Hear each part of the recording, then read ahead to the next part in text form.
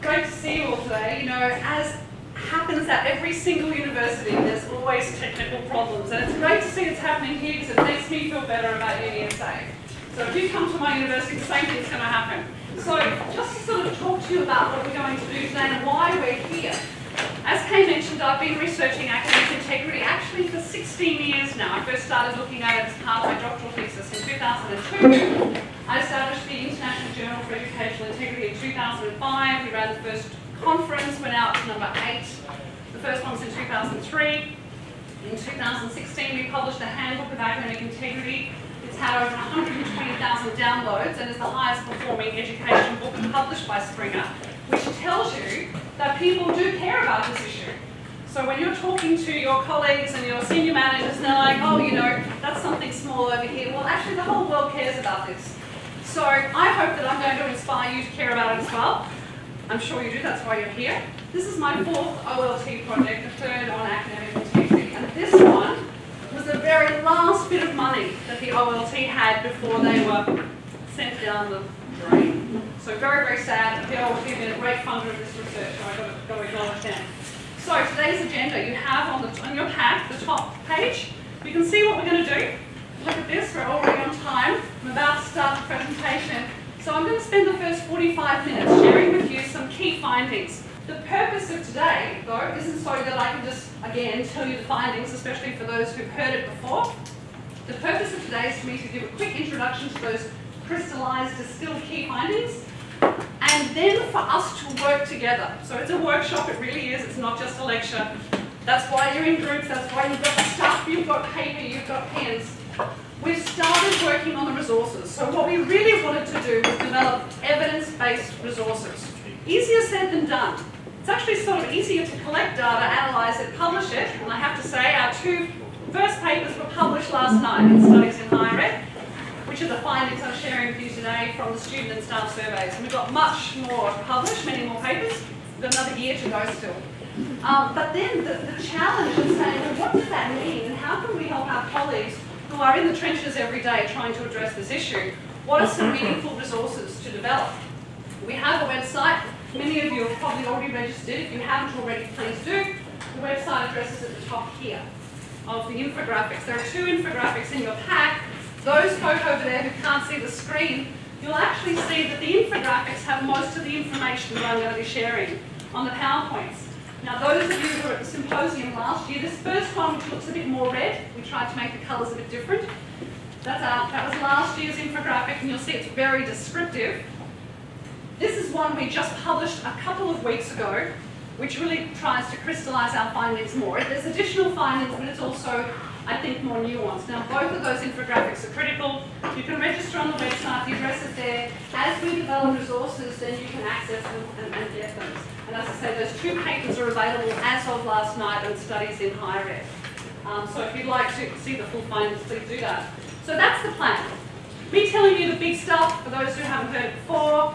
Then we're going to talk about one of our key findings, which is that contract cheating is a symptom rather than the problem. It's a symptom of a whole range of systemic issues. We'll have a little break, and then we're going to divide into 5 groups. And I'm going to give each table a particular resource with an associated activity. And I'm going to get you to sit and look at that. And you can see there are questions on your agenda. I'll be wanting you to think about what are the strengths and weaknesses of the resource. Would it be useful for you? How could you use it? Is it too wordy? I need to acknowledge my project co-leader, Rowena Harper from UniSA. She is the most amazing colleague, hope that's on tape, a brilliant collaborator, and she's been great to work with, so we're co-leading this project. But we're not alone.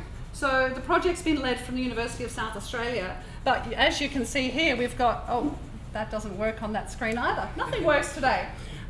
We've got partner institutions at Griffith University, another leading university on academic integrity, the University of New South Wales, Sydney, and Swansea in the UK. Many of you might know Phil Newton's work. He's done a fair bit of work on contract cheating as well, so we're lucky to have him.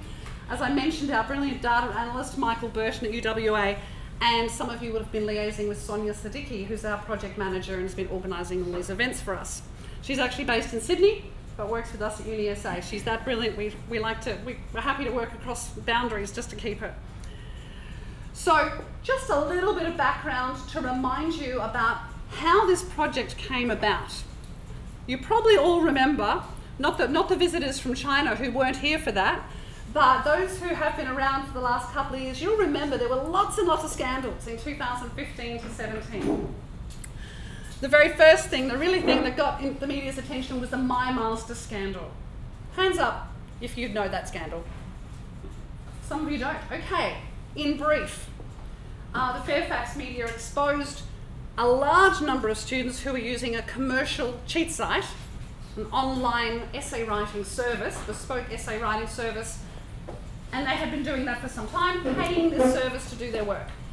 And the Fairfax media exposed it. And I remember at the time, Julie Hare from The Australian called me, and she was like, Tracy, oh wow, isn't this amazing? You know, the people are paying for their essays. And I was like, you speak to anybody on my corridor or anybody on any campus, we know this has been happening.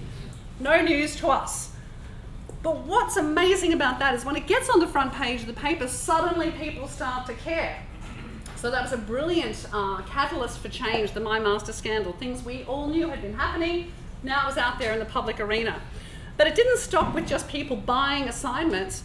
Then at the same year, there was a big scandal around fake testaments, parchments, where people, again, the media exposed it, students had been using an online service which had hacked into universities, and they were able to replicate perfectly Australian universities' parchments, right down to the watermark or the, the seal, the signature, the paper, everything.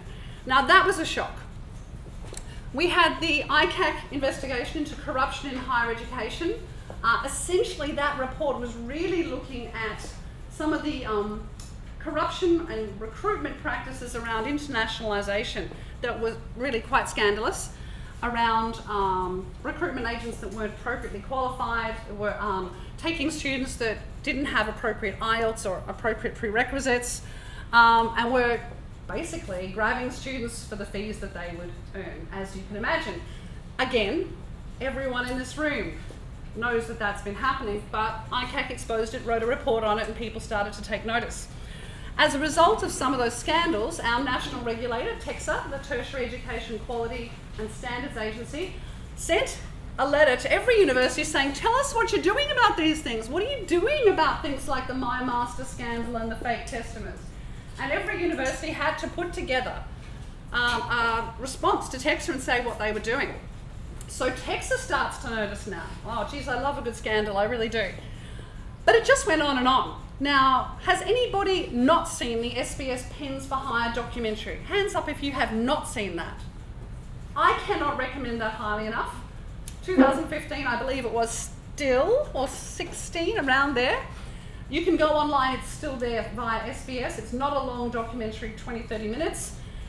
That documentary exposed, in particular, but not only, international students who were struggling with their language and struggling with the requirements of an Australian university, and how they were forced to, because they really couldn't do it any other way, forced to use contract cheating sites like MyMaster, but also exam impersonators.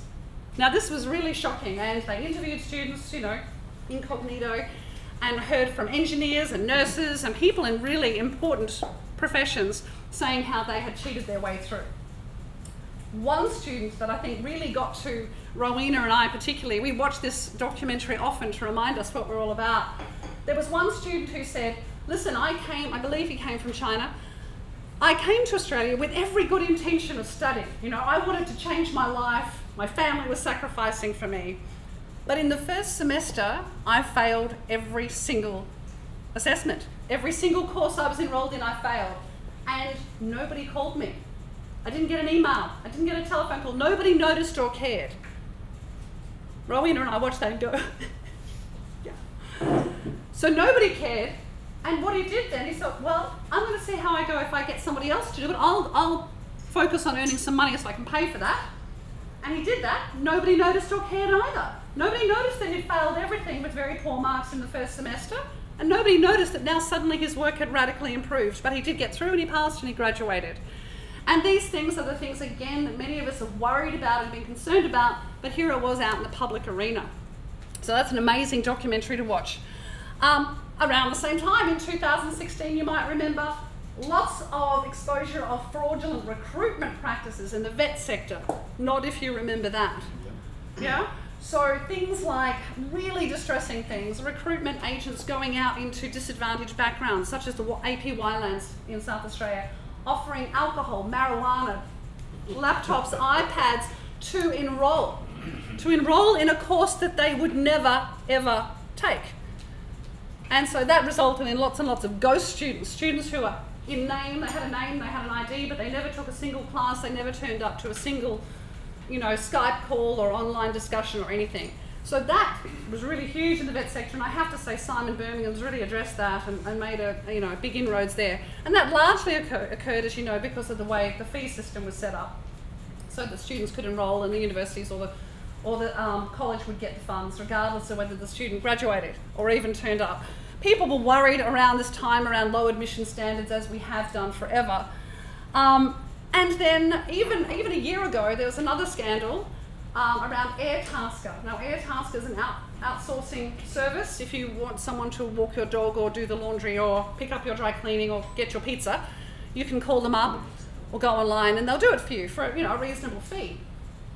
But somebody who was working on Airtasker actually blew the whistle to TEXA and said, listen, I'm a graduate of university. I'm really disheartened and upset by the fact that lots of students are using Airtasker to pay people to do their assignments. So again, back we go to TEXA, who says, well, what's happening here?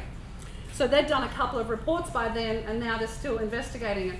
So the only thing I'll say about this timeline is that I'm pretty disappointed that we've had no scandals for about a year. I'm disappointed because, suddenly people are not so interested or caring about it. We've been doing the research, we've been doing our roadshows, going around and sharing all our findings, and it's sort of like you can see people going, tick, tick, we've covered that, we got that job done. TEXA released their good practice note in September, October last year, providing advice around what to do to address contract cheating. So it's sort of like, oh yeah, we've fixed that problem, all good, let's move on to the next thing. So we do need another scandal or something happening. Yes? Because if we've got students cheating and getting through and getting their degree and then getting a job, but if we follow through and find out whether the degree was relevant at all because they're performing okay in their job. How do we know if they're not? We don't. That's we what don't. I'm saying. Yeah, it'd be a great research We project. need a longitudinal study to find out whether the educational intervention was relevant or not. Yeah, totally. It's pretty hard to find people willing to talk confidentially about that, though. They But yeah, no, it's a really important There could thing. be different voices and in the shadows, but Yeah, one project that Rowena and I are actually put into for an ARC discovery is, I'll share this a little bit now while we're waiting for the screen. We discovered an overrepresentation of cheating behaviour in engineering. So you can see the red infographic, we'll show you that. We also discovered it wasn't just engineering, there's a whole range of factors that sort of bring it all together in engineering. But one thing we think we've found we need to explore it further is that there are gendered cheating behaviours in engineering. So this will all make sense in a second, but women tend to share their assignments with others, and men, sorry guys, that's only what we just think at the moment based on this data that we have. We need to explore more. Men tend to take the assignments and submit them as their own. So the women think they're being altruistic, and the men are like, thank you very much. And we want to explore that, and exactly as you just suggested, by going out to the profession, to engineering, and finding out how does that impact on people's professional practice, what they can do, and so on. It looks like it's promising. Hey, the big screen's coming up. Well, I'll proceed. You have the infographics in front of you, so we can always come back in a second. So, just so that we're all on the same page, it's going to happen. I have faith. When contract cheating was first coined as a term in 2006 by Lancaster and Clark in the UK, they very much were thinking about people paying for their assignments, going to a commercial provider, going online. Technology is so crazy in this room. So paying for their assignments, and that's the term, you created a contract with somebody who would then do the work for you and you pay them. So that was the traditional understanding of the term. Now we've taken a broader understanding of the term, and so has the literature in that 12-year period. So our definition of contract cheating, it occurs when a student submits work, so not just when they go online to find it. They have to submit the work. Submits work that's been completed for them by a third party. Some people call this third party cheating as well. Irrespective of the third party's relationship with the student and whether they're paid or unpaid. Now this definition becomes very important as I share the findings from our project with you. So it's not just about students outsourcing it and buying it from a commercial provider, it's about whether they go to anyone else and ask them to write it for them. Why does that matter? Because they're not doing the learning. As you say, if they go into professional practice, whether they paid for that assignment or whether they just got their mum to do it, or their brother or their friend, either way they haven't completed the learning, they haven't achieved the learning outcomes. So that third party can be pretty much anyone. What we found is it's friends, former students, family members. So looking at your infographic, let's do that. Let's use hard copy. Let's go back old school. We'll pretend we're in the 80s. At the top you can see this is how we conceptualized the 7 outsourcing behaviors that we were interested in exploring. So you can see we've created a spectrum. Now, we're not suggesting we've covered everything here, but they're the 7 main types. And what we were interested in looking at is some of these might be called sharing. If you buy, sell, or trade notes, is that cheating? We said no. I'll share some findings which challenge that a little bit. Our hypothesis was that there's a slippery slope from buying and selling and trading notes through to actually outsourcing your work. We had this idea that if you're prepared to outsource your note-taking even, you don't have the ability then to do the assignment. But we're not calling that cheating, we're saying that's sharing. And the second behaviour in orange there, this is one of the more fun experiences I've had. The second sharing behaviour there is providing an assignment to somebody else for any reason. Now, we know that some students, when they provide an assignment to someone else, they are actually facilitating, enabling cheating. But we also know that students are genuinely altruistic. They did that assignment last semester, they're like, hey, I got an HD, do you want to have a look? Hey, the topic hasn't changed. Here, have a look and see how the structure goes. And we, as educators, think it's a good idea, do we not, to provide a model to students. So we do that, we provide assignments to students for any reason. When Rowena and I were putting together this application to the ARC recently, because we've never done an ARC before, we were like, somebody show us a successful example, give me a model. Is that because we wanted to cheat? No. Did it make it tempting to use their structure? Yeah, it did. So, but now we know that there's a sort of a little gradation between those 2 sharing behaviours and the cheating behaviours. But we're saying those next 5 are definitely cheating. For sure we're saying they're cheating. And those are when you obtain an assignment and you obtain it with the intention of submitting it, you go get it from someone. If you provide or receive exam assistance, or if you take an exam for somebody else or they take it for you, exam impersonation. Now we reckon that's pretty clearly cheating, would you agree? The others might be cheating. We're not saying they are. Sorry, yes? What does receive or provide exam assistance mean? Oh well, it's so broad as well, So exactly. I would consider that cheating. Ooh. If it's just getting someone to help you study for an exam. No, it's supposed to be more like an Oh online. no, we actually did classify it. We did classify it in the survey. It was like during an invigilated exam, right. did you provide or receive assistance in any way? And we listed all these ways. It might be through notes, it might be through, you know, sort of, yeah. So we talked about an invigilated situation. But you're right, not preparation. That's different. So they're the 7 outsourcing behaviours that we were investigating. So, I'd suggest that yeah. the first 2 is a bit like marijuana, they're gateway activities. The gateway activities. Well, that was our hypothesis, and in fact the data has supported that hypothesis, which I'll share with you in a moment. One thing is that people had, you know, there was, because of all those scandals in 2015 to 17, there really was a sense of hysteria. Now I say I want a good scandal, I do, because that precipitates action, but we don't want to be hysterical about it and think that all of our students are doing this, because they are not. But we didn't have any data. We didn't actually have any hard data. There were a few different studies done in the UK, very small studies, like around 50, 90 students, asking them if they would or were they willing to buy. So we wanted to collect hard data on this. So our first research question was, how prevalent is it? Is it, you know, is the sky falling in, or is this something we need to worry about or not? We wanted to know what students and staff thought about it, their attitudes towards contract cheating and their experiences. We actually wanted to know if staff had ever engaged in it as well. We wanted to know all the individual and contextual and institutional factors that might impact on a student's decision to outsource their work. Keeping in mind the topic that the OLT had funded us for, they were asking us, is authentic assessment the answer to this problem? So we were trying to explore that. So we wanted to ask what kinds of assessments are associated with contract cheating, and can authentic assessment relevant, real life, based on professional practice, and we have some criteria for that, which we used based on the literature. But can authentic assessment solve the problem of contract cheating? Our hypothesis was that it could not, that it was useful, but it would not solve it, and our data has borne that out, so I'll share that with you. So, how I wish you could see the screens, but you can still look at the infographic at the top here, which tells you a little bit about this. So we ran parallel staff and student surveys at 12 institutions around Australia, 8 universities, 4 new HEPs. I'm not going to be sharing the new HEP data with you today because what we found is it's quite a distinctly different cohort.